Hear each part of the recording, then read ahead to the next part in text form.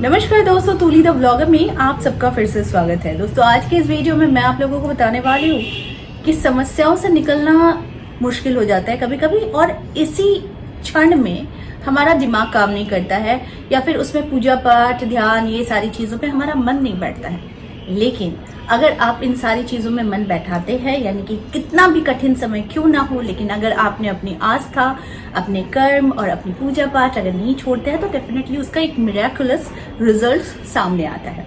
लेकिन खैर फिर भी बहुत सारे लोग कामकाजी होते हैं और बहुत व्यस्त होते हैं, लेकिन उन्हें ज्ञान तो है हर चीज़ का, लेकिन वो कर नहीं पाते हैं। तो आज का वीडियो जो है, वीडियो को अंत तक देखिएगा, क्योंकि आज मैं जो चीज़ बताने वाली हूँ ये शायद आपके जीवन में लगातार प्रोग्रेस लेकर आएगा। ठीक है, तो ज्यादा देर नहीं करती हूँ, आगे बढ़ती हूँ। आज मैं जिस चक्र की बात कर रही हूँ वो है मूलाधार चक्र। यह शरीर का प्रथम चक्र है और इसके देवता भगवान गणेश हैं। तो यानी कि आप समझ सकते हैं कि भगवान गणेश सिद्धिदाता है ना।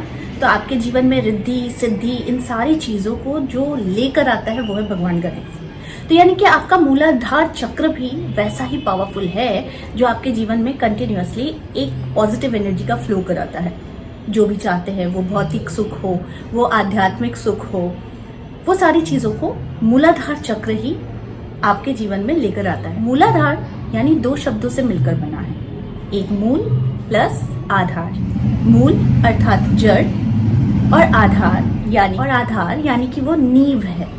ठीक है, वो चक्र है जहाँ पर कुंडलिनी शक्तियों का आधार है, यानी कि यहाँ पर आधार है, स्थित है। ठीक है, यानी कि हमारा मूलाधार चक्र। मेरे जीवन का ये एक्सपीरियंस बताता है कि हमारे जीवन में जो भी खुशियां हैं, जो भी शुभ लक्षण होते हैं, वो पहले से ही हमारे शरीर में मौजूद होते हैं, बस इसे जगाने की जरूरत होती है। अगर मूलाधार चक्र आपका दूषित हो गया तो इससे बहुत तरीके की बीमारियां आपको हो सकती है, जैसे रीढ़ की हड्डी की बीमारी, जोड़ों का दर्द, रक्त संचालन में दिक्कत, आपको यहाँ तक कि कब्ज, कैंसर, सिर दर्द, ये सारी समस्याओं को आप इससे पता लगा सकते हैं कि आपका मूलाधार चक्र जो है ये दूषित है, यानी कि असंतुलित है।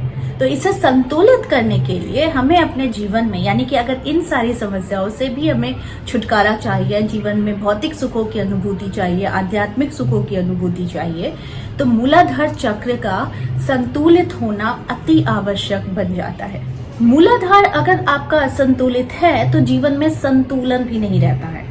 इससे आपकी परेशानियां बढ़ते रहती है, वो शारीरिक हो वो मानसिक हो। वहीं पर अगर ये चक्र इतना ज्यादा असंतुलित हो जाता है तो ये चक्र सबसे ज्यादा नेगेटिव एनर्जी को ये अपने अंदर इसे चुंबक की तरह खींच लेता है। वहीं पर अगर आपका मूलाधार चक्र जागृत है, संतुलित है, तो आपको ये सारे फायदे जरूर होते हैं, जिनमें आप में वीरता आती है, आपकी शक्ति बढ़ जाती है, यानी कि सहन शक्ति कह लीजिए, या फिर जीवन को बहुत पॉजिटिव वे में देखने को एक जरिया कह लीजिए, या फिर आपके जीवन में आने वाली सारी बाधाओं को आप किस प्रकार से देखकर उसका सॉल्यूशन निकाल लेते हैं, ये सारी चीजें, यानी भौतिक सुख भी मिलता है और आध्यात्मिक सुख भी आपको मिलने लग जाती है अनायास ही। कि अगर एक शब्द में कहे तो मूलाधार चक्र अगर आपका संतुलित है तो आपको बहुत ज्यादा बुलंदियों को छूने की, कामयाबी को छूने की आपकी सारी महारतें आपको मिलनी शुरू हो जाती है। मूलाधार चक्र को जागृत करने के लिए आपको दो चीजों का ध्यान बहुत ज्यादा रखना पड़ता है।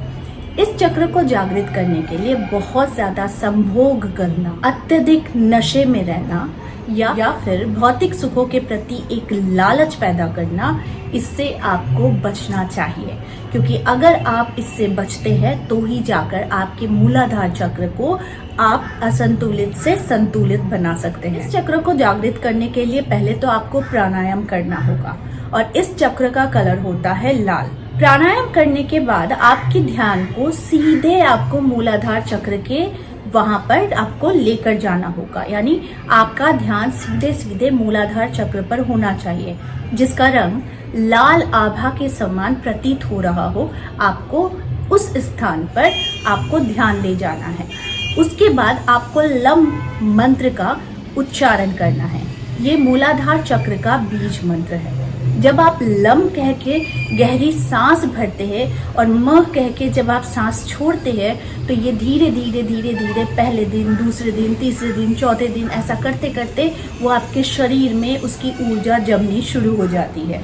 और जब ये ऊर्जा यानी पॉजिटिव ऊर्जा जब जमनी शुरू हो जाती है तो उसकी आभा भी आपकी बाहरी जो शारीरिक ऊर्जा के तौर पर बाहरी आभा को और ज्यादा विकसित करती है। मूलाधार चक्र को जागृत करने का एक और भी आसान और बहुत ज्यादा फायदेमंद एक उपाय है, वो है कि नंगे पांव घास पर चलने से भी या फिर जमीन पर चलने से भी आपका मूलाधार चक्र बैलेंस्ड रहता है, जागृत होता है और इससे आपको पूर्ण फायदा का अनुभूति भी होने लग जाता है। मूलाधार चक्र के जागृत होने से या फिर संतुलित होने से आपकी बुद्धि में वो शुद्धि आती है और कहते हैं कि जब आपका मूलाधार चक्र जागृत है, संतुलित है, तो भगवान श्री गणेश आपके ऊपर अपनी सारी कृपाएं बरसाने लग जाते हैं। तो आपकी कितनी भी परेशानियां क्यों ना हो, भले आप बहुत ज्यादा आध्यात्मिकता से जुड़ना चाहते हैं लेकिन समय के अभाव से नहीं जुड़ पाते हैं, तो सिर्फ और सिर्फ मूलाधार चक्र के प्राणायाम और ध्यान से आप अपने जीवन में भौतिक और आध्यात्मिक दोनों सुखों को प्राप्त कर सकते हैं। तो आई होप आज का वीडियो आप लोगों को अच्छा लगा होगा। इस तरह के वीडियोस मैं आप लोगों तक लाते रहूंगी। आज के लिए बस इतना ही, फिर मिलेंगे एक नए टॉपिक के साथ। तब तक के लिए आप सबको मेरा प्यार भरा नमस्कार।